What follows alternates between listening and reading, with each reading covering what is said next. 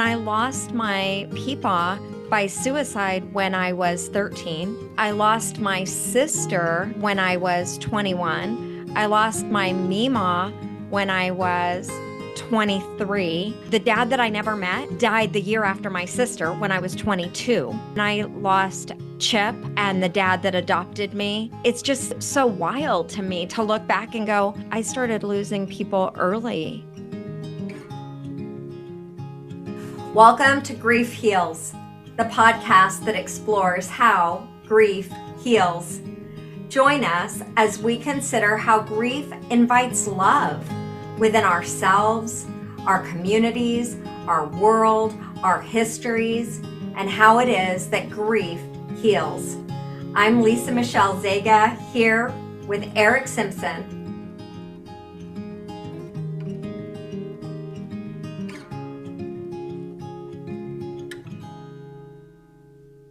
I'm very excited to announce that we start another healing circle on January 16th. This is an online experience. It's Tuesday evenings, PST. It starts at 5:30 p.m. It goes until 7 p.m. Together, we experience just a gentle rhythm of embracing silence, of being with poetry, of being with our own hearts. Like I hold the space open with my co-host, Steve, and we just are together embracing our shared humanity. So you are invited. Welcome to Grief Hills. I'm here with Lisa Michelle Zega. Hi, Lisa. Hey! I am the producer, and today we're talking about the experience of grief a little bit more. One of the things that we wanted to mention is that the experience of grief itself isn't universal. There aren't certain things that you have to experience to be experiencing grief, and everybody is different as a different person. And so things that I experience are probably different than what you experience. Yeah, and then there's also similarities, right? Like we find ourselves in each other, but it's not something we're looking to compare. And one of the things that happens is we shut ourselves off from our own grief when we compare, Right. as if the heart worked that way, as if I could say, oh, well, my best friend died, but it was his wife. So all of a sudden, I don't get to grieve because what really matters is he just lost his wife. I need to really and this is like in real time right now. I just found out that a friend in high school, we didn't really stay close, but she was a good friend in high school and she died suddenly in her sleep. Mm-hmm. And so now people from high school are talking about her. And I noticed one friend talking about, this was her everything. This was her best friend. And then this is also someone's wife. And I'm not really saying about their process, but it does bring up to me that I've watched this happen where, oh, well, I don't get to grieve because she was your everything. I didn't go to bed with her every night. I didn't wake up. My house isn't empty every day. But the heart doesn't work like that. Right. I can't compare loss and then have my heart go, oh, cool. Oh, okay, great. I'm out of pain. Yes, there are people suffering in other countries being bombed and dying right now, so I don't get to mourn the loss that I didn't get this job or that my dog died or that, and that's just not how it works. I'm thinking of an experience that I had of grief where last time we talked a little bit about blame. I lived in Kansas City and had a roommate, and he was diagnosed with schizophrenia. And he was on all sorts of drugs to help him cope, like Xanax and antipsychotic drugs. And he ended up taking his life in front of me, basically. And I didn't realize that's what he was doing. He was taking his prescriptions, but he was taking all of them. And I was just talking to him and not paying attention to what he was doing. And then he said to me as he went into his room, "Goodbye, Eric." And then I thought, well, this guy's a little strange and he says odd things sometimes. And I said, "You mean good night, not goodbye?" And he just kind of looked at me and smiled. And that was the last time I ever spoke to him because he had just overdosed on his prescription drugs. And I found him actually a couple days later in his bed. Grieving over his loss was difficult because when we went to his memorial service, he went to a Calvinistic Presbyterian church, and the pastor during the memorial basically blamed me and my friends for his death because he said he was hanging out with a bunch of people that don't believe in this, and he held up a Bible. And by that, he meant we Orthodox Christians who, for some reason, he didn't think believed in the Bible. So that sort of compounded the grief. So my grieving process was interrupted by anger because I was fully ready to hear about his life, his childhood, hear things about him, and to go start going through that process of grief. And instead, he was stigmatized for committing suicide, and he was blamed for not being a good Christian, for hanging out with people that they figured were idolaters or not real Christians. I'm so grateful that you are sharing this story because it shows how much is attached to grief and how complicated it can be to sort it out and how many conflicting emotions arise. There are a couple tracks in my brain because I was that pastor at my sister's funeral, but I'm going to pause that and say you matter Mm-hmm. and your roommate matters, and also this anger. And Right. anger is, we don't all experience anger in our grieving process. And anger is an emotion of agency. So it can be very helpful to access our anger in the process, right? Just in terms of accessing the idea that Eric needed something that you did not get. Mm-hmm. One, you needed a community to mourn with. Right. You actually needed to witness his life and him as a human being, right? Not as an opportunity to share some dogma. I mean, I will say that his parents were very gracious. They were not in line with their pastor. They had us have a special meal with just his friends there. And in their grief, their faces were shining with grief. I don't know if that makes sense, but they're shining with the love that they had for their son. And that encompassed bringing us in because we were his friends. And so I have respect and admire his parents. There was some resolution to that, even though as I started actually dealing with the fact that people have different ways of looking at things. And that's what that pastor had to do in his mind to help deal with the pain of losing somebody that he knew since he was a very small child. As I continued in my grief and still continue, I acknowledge these types of things, and it helps the process.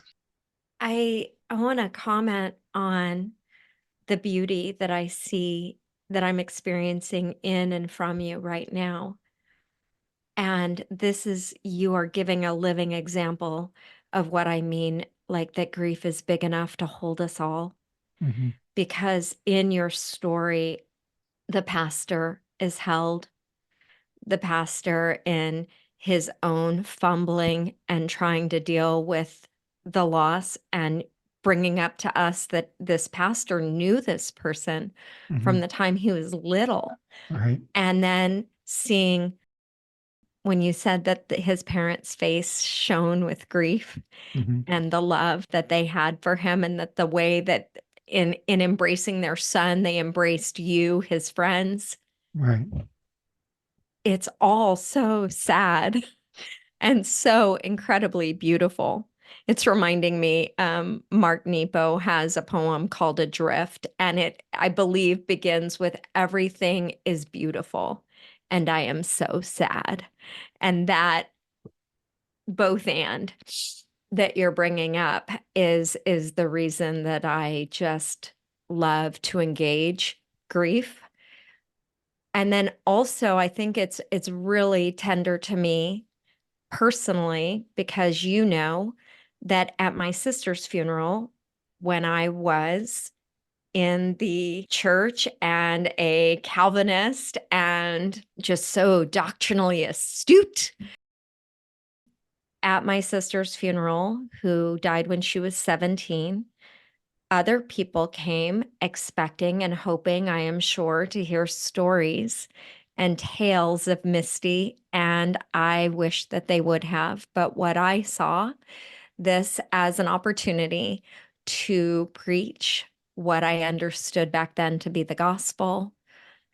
I saw a room full of people that, in my estimation, were hell-bound sinners who it was my duty and obligation to save. And do you know, at the time, I used to tell people that God was carrying me through her death. And I'm so glad that God did because I needed to be the strong one for my mom who had lost her 17-year-old daughter and was devastated. But I actually was not a source of comfort to my mom. I was so austere and removed. And I think it was a way of disconnecting from my own heart and my own experience, though I did have experiences where I was palpably, experiencing the loss of my sister and my own heartbreak and crying out to God for a different way. And I did have like a divine experience, but I don't experience shame telling the story of my sister's funeral. But there was a time where I couldn't, it was difficult to tell the story without being flooded with shame. And many people walked out on my sister's funeral. Mm. And in my young arrogance, I thought it was indicative that I must be doing something right if people were flooding out. Mm. But you know what's interesting, Eric? Between our last episode and this episode, and the different stories and the different stages of our own lives and development when we encounter loss, like that impacts how we engage that loss, right? And so fast forward, so Misty died when she was 17, I was 21. Chip died when I was 47. Mhm.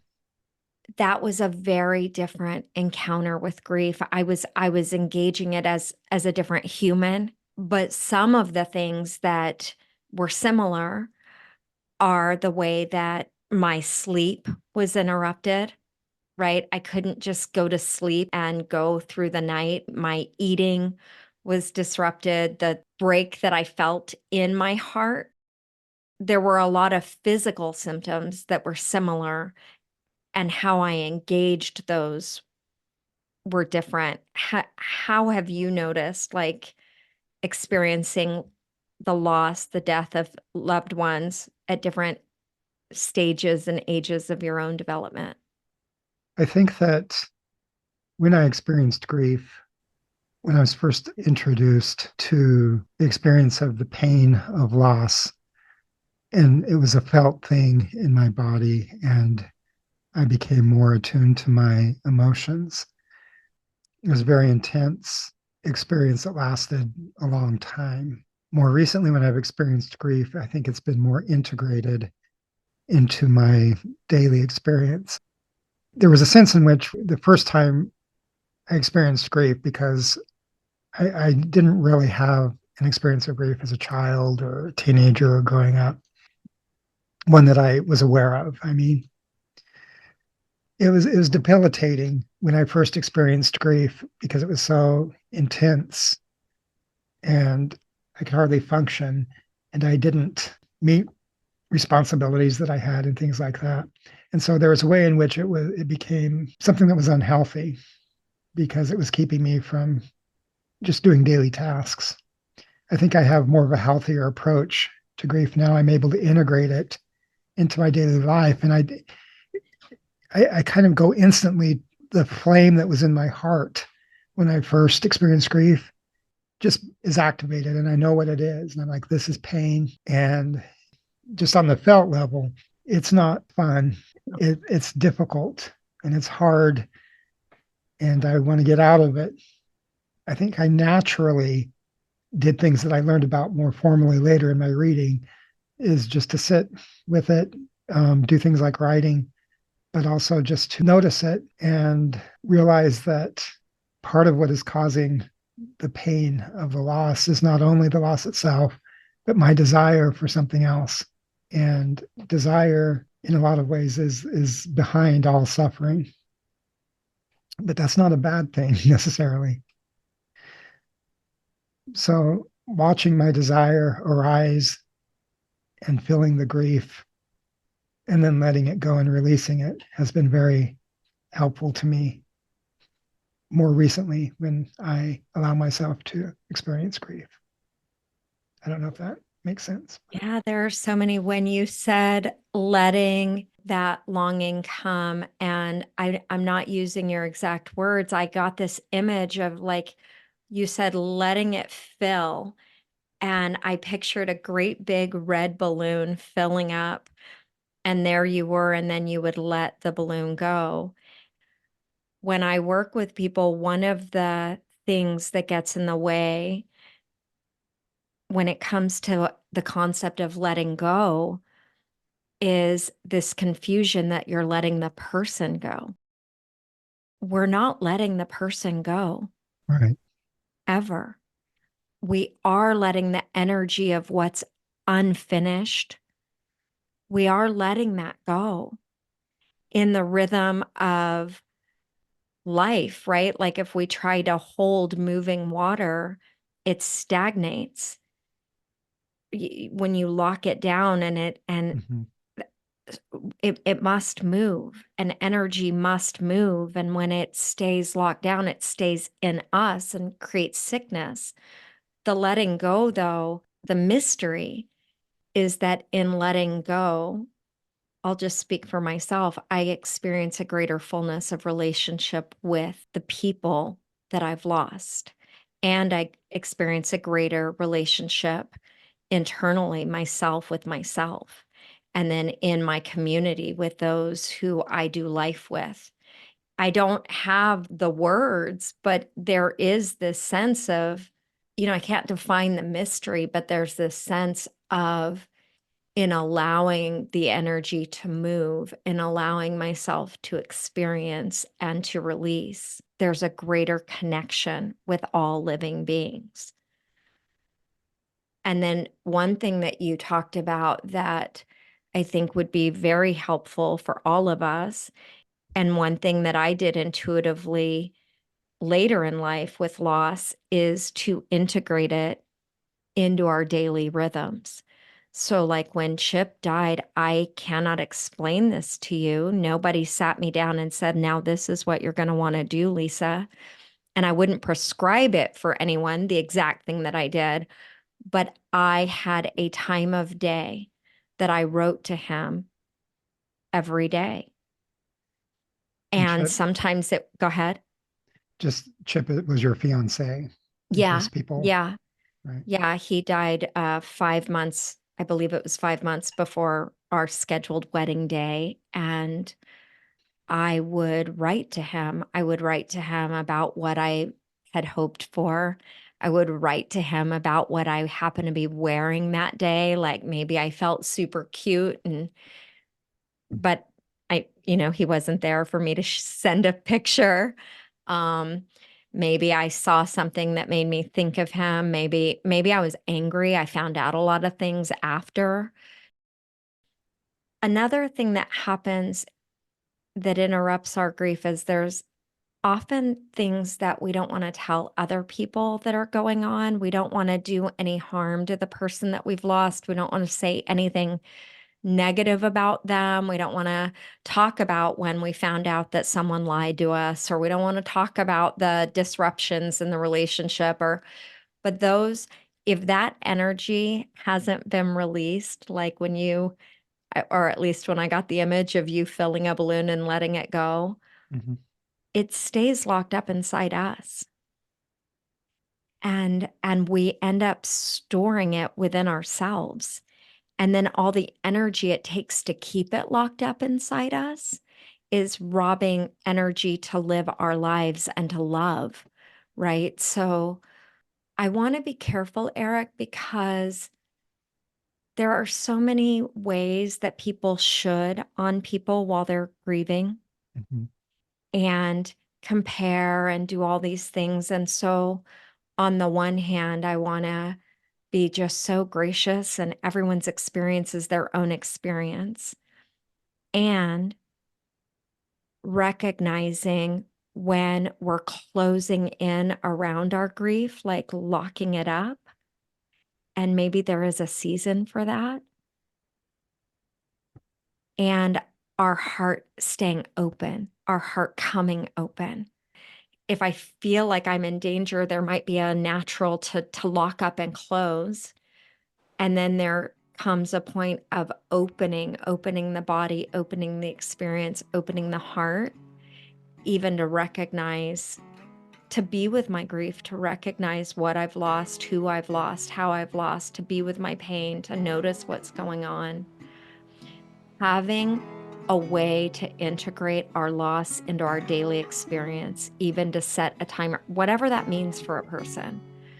But to give 10 minutes a day of, I'm going to walk and I'm going to touch his clothes and I'm going to turn off the lamp that he used to turn off at night. Or I'm thinking of a girlfriend of mine grieving the loss of her husband, right? Like there are ways to just acknowledge and be with the rhythm of our grief in our daily experience, even when we're also needing to go to work, needing to feed the kids, needing to do whatever it is, and to have integrated experiences of our loss.